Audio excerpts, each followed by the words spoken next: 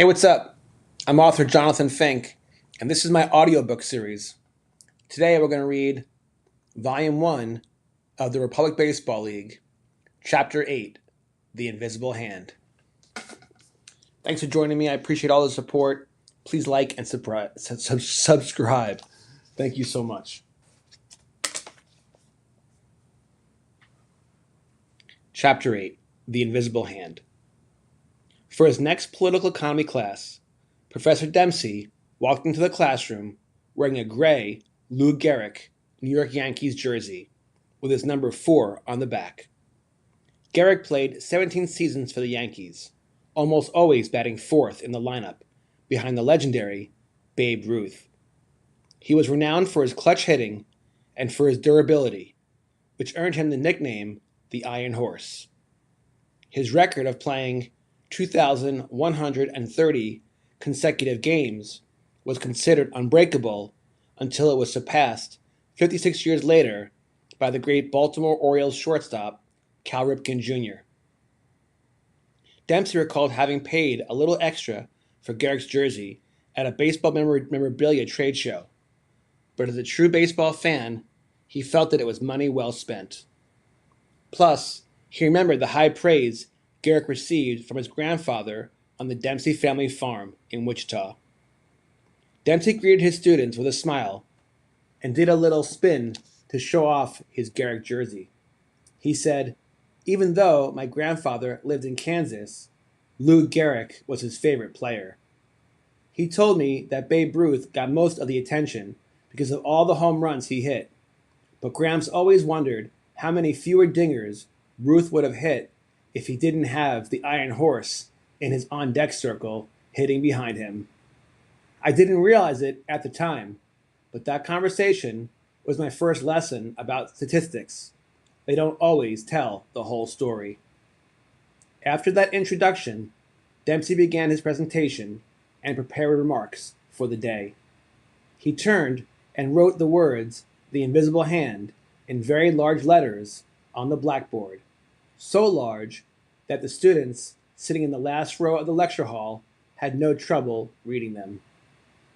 Then he underlined the phrase 3 times for emphasis. Dempsey turned around, faced his students, and told them that today's class would focus on free market capitalism. The professor's lectured saying that the invisible hand was an economic metaphor first introduced in the 18th century by Adam Smith. Smith was a Scottish philosopher and economist known by many as the father of capitalism, and by others as the father of economics.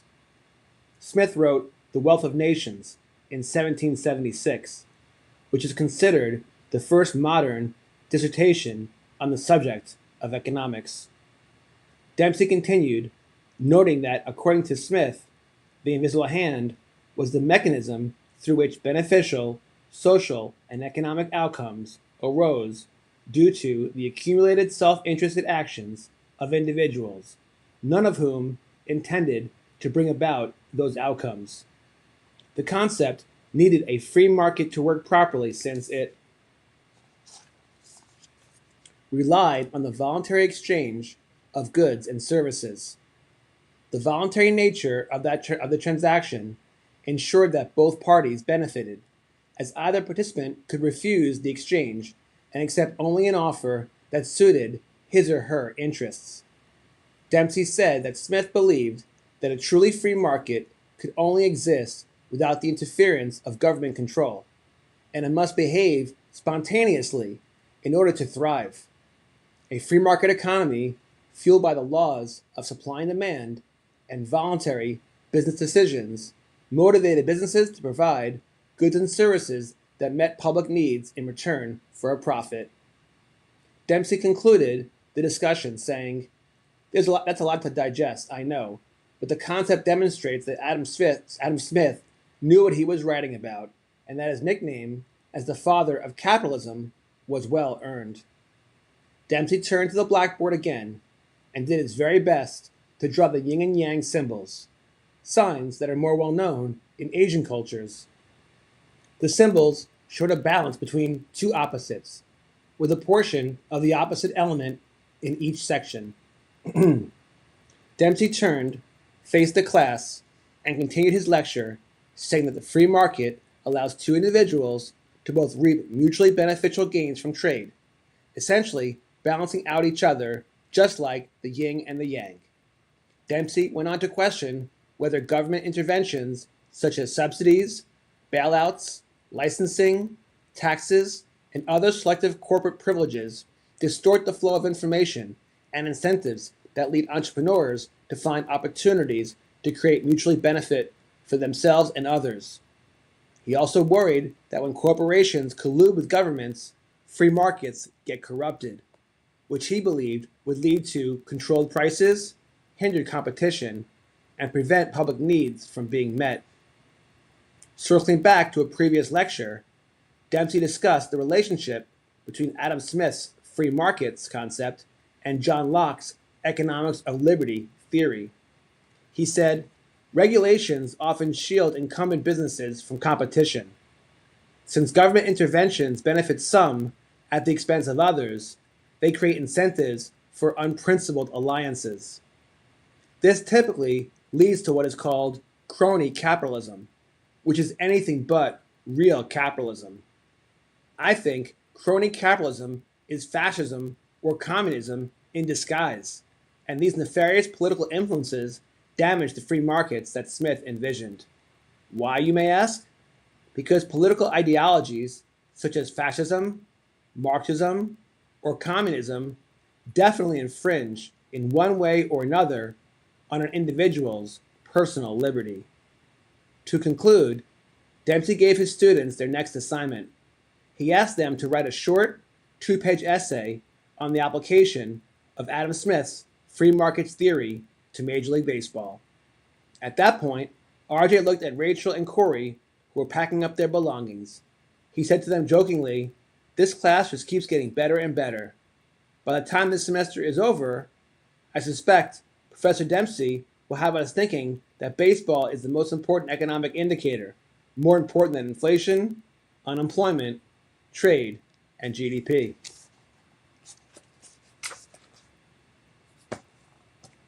End of Chapter 8. Up next, Chapter 9, The Theory of Creative Destruction. Thank you so much for joining me for this episode. I appreciate each and every one of you. As always, God bless. And please don't forget to give a big like and definitely subscribe. You guys take care.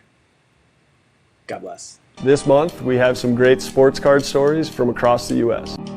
and talk to an author from nearby Leawood, Kansas, who has written a book about returning to collecting after 3 decades away. My day job is I'm a financial advisor, so I've been investing for over 20 years. In a way to express my love for the hobby, I decided, what if I write an investment book, Sports Card Collectors Club, and treat the stock market the same way I would treat the card market. And so I thought, well, how would a day trader invest in cards? How would a venture capitalist buy and sell cards? How would a hedge fund do it? As I would go through my trials and tribulations, I realized that for as much fun as I was having investing, there was something missing. And one day I was watching the Royals game on television, and it was a rain delay. And the Card Life television show came on. I was watching that episode, I was watching Matt Strom open cards and rip packs, and I started getting the warm, fuzzy feeling. I said, this is what I want to be doing. I want to get back to really collecting and ripping cards and building sets. And that's where the story of my book has a change. I go from investing back to collecting. I'll also open a variety of boxes from different sports. So he hit the home run off me in like the 7th inning.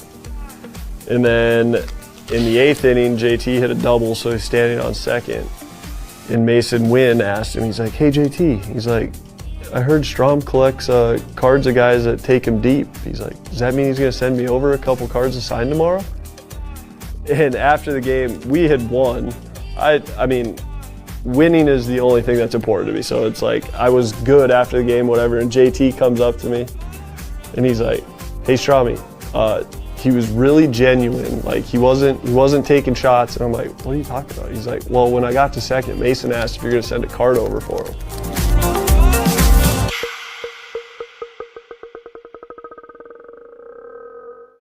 I'm just looking around my basement here, just walls covered with concert posters and toys, and just like, I have no intention of selling these things. I collect because I want to show off the things I love and do it in fun ways. And it just never crossed my mind that, hey, I'm going to go buy this thing just so I can resell it. Like, that to me isn't a pure collector mentality. And obviously things change and times change. And, in order for things to survive right now, you have to have that sort of chase for something valuable. Yeah, it needs to be a circus. You know what? The truth is, I actually watched the live stream on eBay Live with Ken Golden and Logan Paul. They ripped a box of 86 Flair and a box of Series 1 Pokemon. And you know what? It was very entertaining. They're both polarizing characters. I thought it was entertaining. But you know what? After every pull, they immediately are showing the value. And it begs the question, are we creating, not we, is the industry creating a gambling culture which has a real downside? It already has. Right. Not created. It's here. Yeah, and that's a concern. I guess for me, I hope to be an influence where we focus more on collecting, because you know what, when markets crash, collectors don't get hurt at all. Because the Sandy Koufax you bought that because it makes you feel good. It brings back good memories. Said this one traded for my first big win. Jonathan Fink on the line tonight. You have created community, so let's talk about that. I went to Rip Night at your shop. Let's rip it on the pack. And I went to your Rip Night 2 years ago, and it was one of the best. I wrote about it in volume 1. It was one of the best times I've ever had. You guys had this giant scoreboard where you had the chase cards, and everyone can buy whatever product you wanted, like buy 3, get 1 free, whatever product, whatever it was. You then, if you pull a Bronny James, you then get another blaster. Or I pulled a Reed Shepherd auto, and then I got a free T-shirt. And I sat around the table with strangers and had the best time ever. So let's talk about how important community is. And what you guys do is provide an anchor for community in our town. How important that is. Yeah, definitely. Like you said, one of our taglines, we say we'll make an offer on anything, but like you said, we got to pay what it's worth. And so if it's junk wax, it's going to be junk wax prices, which unfortunately, a lot of people end up thinking that their 87 Topps Barry Bonds is going to be a couple $100. It's worth nothing, people.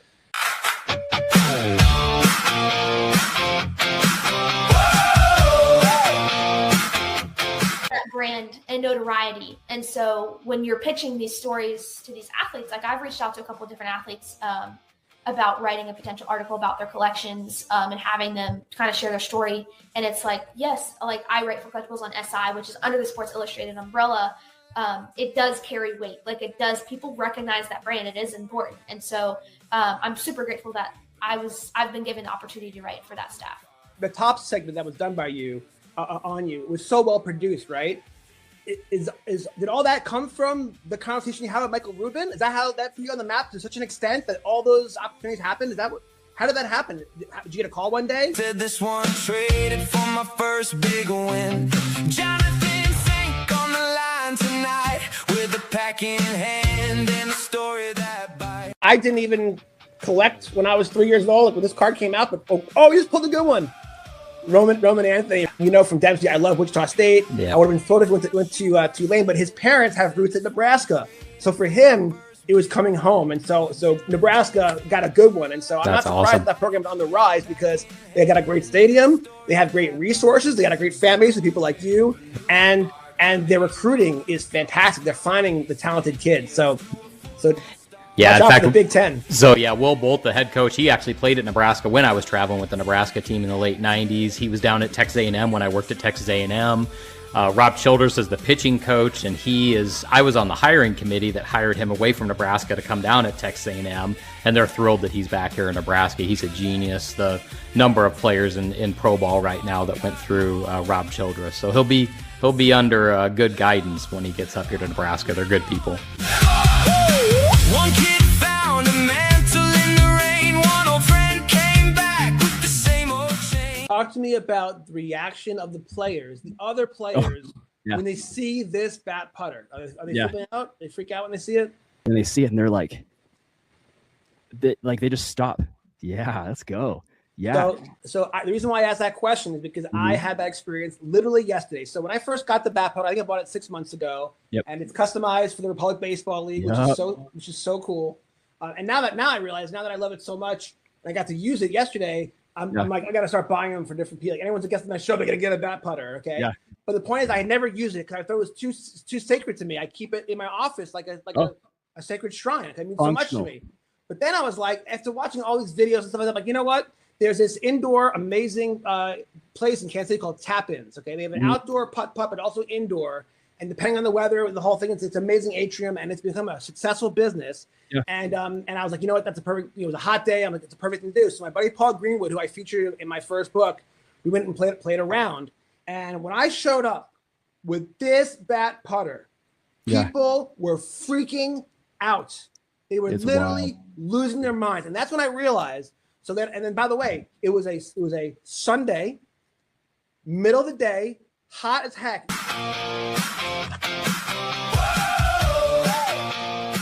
I want to see how it gets made, but you probably do actually. I want to see if there's quality control testers there.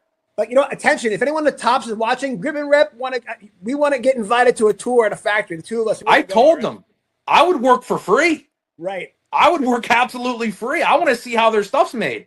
Yeah, I'm curious. But like correlation is like I'm sure there's a bunch of engineers that sit around and design. Got some breaking news for you. Yeah. Slab just texted me. No way. What do you say? The numbers Looks are like out? this is the first year to hear it. Who is that? Right. Let me see here. Breaking news. Grip and Rip. Breaking news. Oh, U.S. agent. Okay, so I just got told that the finest mega boxes are going to be really, really, really good. Oh, interesting. 1.6 numbered cards a box. So you're guaranteed one numbered card with a 60% chance to pull a second numbered card. Wow. And interesting. Autos are 1 in 3.